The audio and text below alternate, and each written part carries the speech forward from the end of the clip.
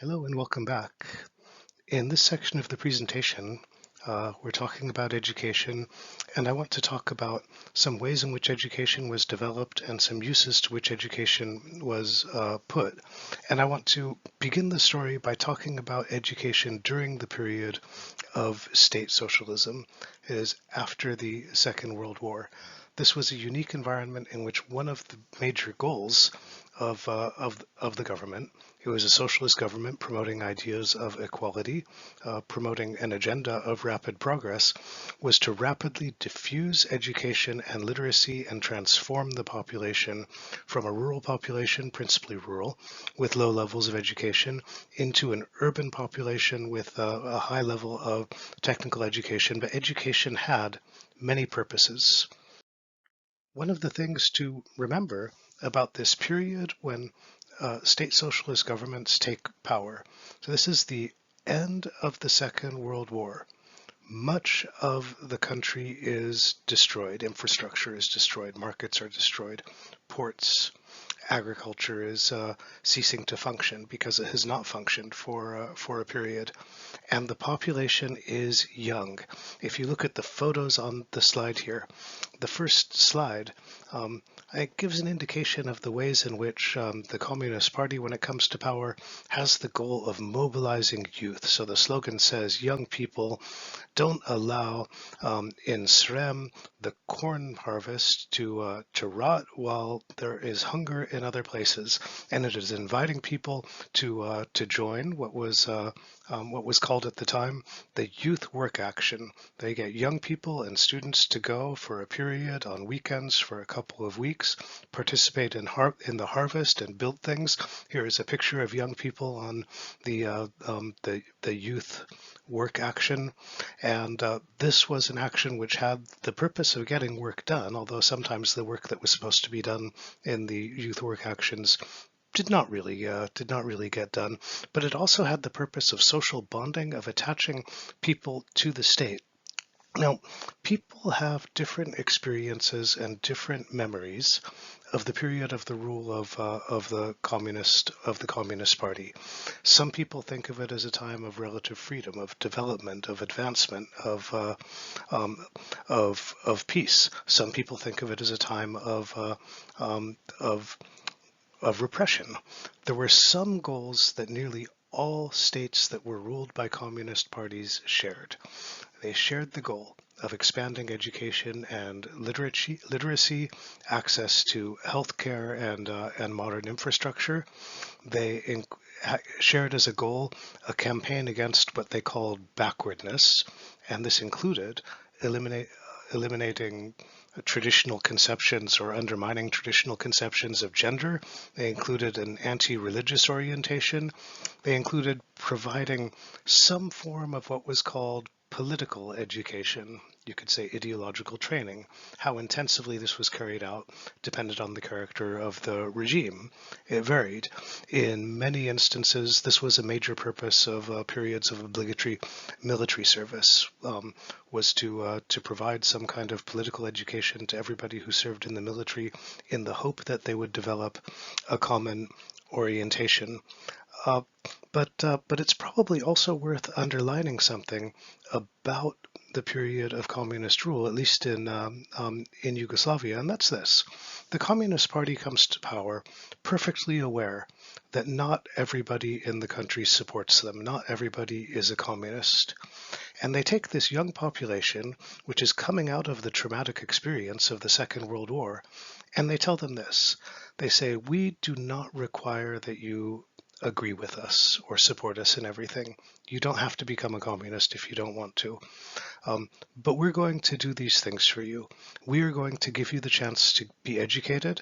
We are going to give you the chance to work in stable employment, to have housing, to raise families the way that you want, eventually to travel around the world.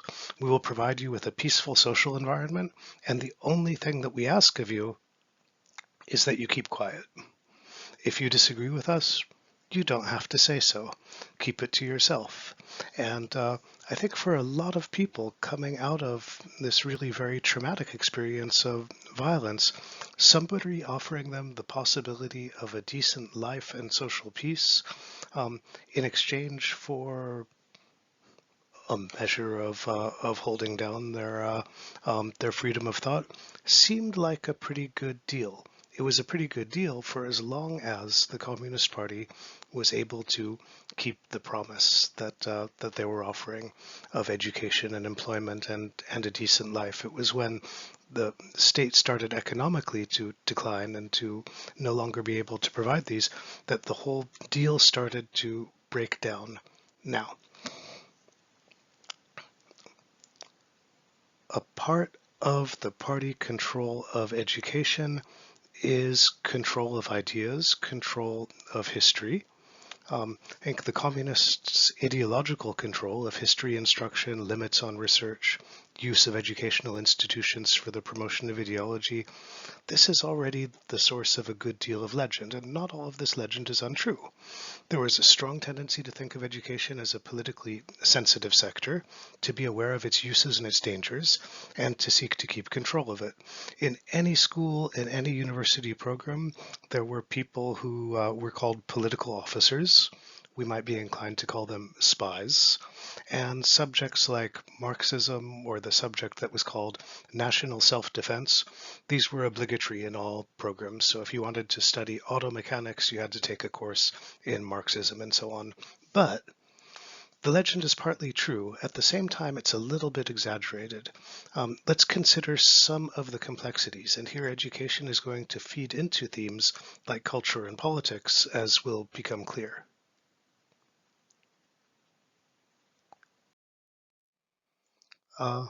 Okay, first, education had political goals, but not all political goals were ideological. Some political goals had to do with developing capacity so that other social and technical goals of the state could be met, and that meant that there were some fields like engineering in particular, that were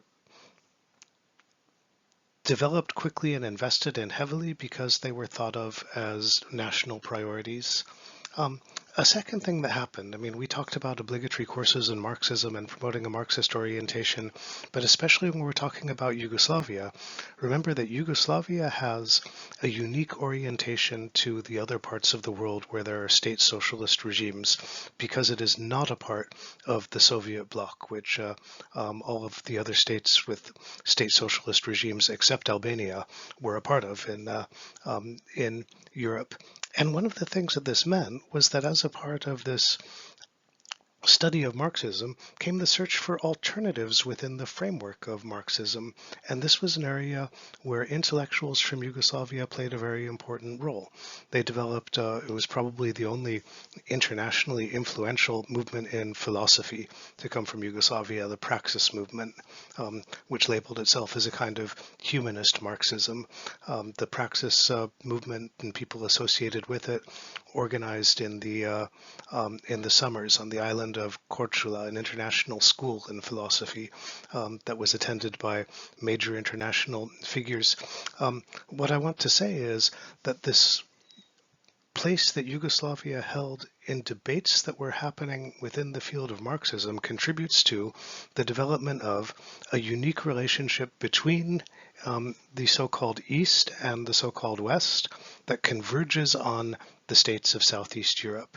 A third point, we talk about authoritarian control of education, what some people like to romanticize by calling it something like control of thought.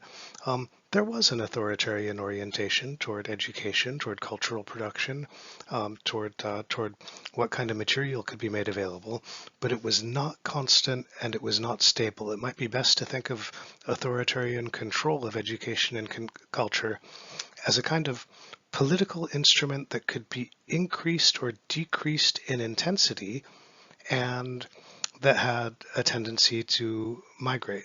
So very often in states like Romania or Bulgaria, restrictions on cultural production would be loosened as a way of permitting the state to score political points or to contrast itself with the Soviet Union, or it would be tightened in response to a threat or a crisis. In Yugoslavia, because Yugoslavia was a federal state, independent publishing would tend to congregate around the places where, at the moment, local regimes were least authoritarian and tended to move around when this changed. What this meant is that major centers were in Serbia and Slovenia most of the time, but not all of the time. Another point to keep in mind, given the demographic and ethnic complexity of Yugoslavia, is that there were populations of the ethnicity of neighboring states living within the borders of the country, and an interesting set of cross-border effects. So for a period after the Soviet invasion in 1956, a lot of the Hungarian language publication and theory that was available was published in Yugoslavia. At the same time, the large Albanian-speaking population in Yugoslavia was importing materials, instructional and other materials for teaching, from Albania, which during much of this period is under the very authoritarian regime of Enver Hoxha. I'm just going to show you a picture right here. This is a picture from the Korčula summer school of the Praxis School of Philosophy. Some students and participants in the school posing in a pretty place in Korčula in front of a wall in which somebody has been kind enough to paint the slogan, Communist Youth. So there is the communist youth enjoying a nice summer in Korčula. Now, here is the big dilemma that we have with the way that education was done and expanded during the communist period, and that's this. The expansion of educational opportunity, in particular once you get into the 1970s and the last couple of decades of the state socialist regime, was not accompanied by expansion of employment opportunity. And what that meant was that education had a social effect of producing rising expectations among the population, which could not be addressed. And so the rising expectations became a source of frustration. And this happened in particular in places where the possibilities for educational attainment increased rapidly, like in Kosovo, where when it becomes more autonomous after 1965 and the adoption of the Constitution in 1974, sees this enormous expansion of the university, a large number of people then graduating from the university with training particularly in social sciences and humanities, unable to find work. It's probably not difficult to draw the conclusion that a large population like this more or less guarantees that you will see the development of political movement making large-scale demands for autonomy. That is, they will blame the state. The other big challenge facing education has to do with the way that history could be approached. And this is where I asked everybody to read for this week a study by Wolfgang Höpken of education in the period of state socialism in Yugoslavia. And here's one of the arguments that Höpken makes. He says, multi-ethnic societies face a particular challenge in teaching history because this is a task that is often directed toward creating a framework toward a shared collective identity. And the communists tried not to repeat the failure of their predecessors, which was to offer a form of history education that was recognizably ethnocentric and against which many groups rebelled. So instead it looked for non-ethnic and supra-ethnic grounds for national and political unity, and it found it in symbols that transcended national and ethnic identities, that transcended other loyalties. These were the things that were untouchable if we want to talk about ideological control in the state socialist period. First, the unifying and revolutionary character of the War of National Liberation, which was what the partisan resistance in the Second World War was called. Second, the doctrine of brotherhood and unity, that is, of the equality and of the lack of enmity between people in the territory of the former Yugoslavia. Third, the personality of the leader, who had been the leader of the partisan movement, became first the prime minister, then the president of the state, eventually president for life, which was a position that he held for life. That is, until his death in 1980. So the personality of Josip Broz Tito. And this unity around these principles was embodied in the figures of the pioneers. You can see the pioneers there in the photos with their little blue hats and red scarves. Every child enrolled in a school in the former Yugoslavia was a member of the pioneers, and they were supposed to be the carriers of this new model of unity, of friendship, of loyalty to the War of National Liberation, to the leader of the War of National Liberation, and so on. So within this, you saw several tendencies. First, there was an attempt to, rather than suppress difference, the way that the Kingdom of Yugoslavia had tried, the Communist Party tried to recognize difference, to recognize and fulfill language rights, for example. And there was a tendency to view nationalism as deviance, as backwardness, as a bourgeois phenomenon, and consequently to treat so-called national questions or questions arising from grievances related to history or ethnic differences as problems of the past that had been resolved. This was a model that succeeded for a period as long as the state was functioning well, began to fail during a period when the state was functioning badly, and in the next section we'll talk a little bit about what happened afterward.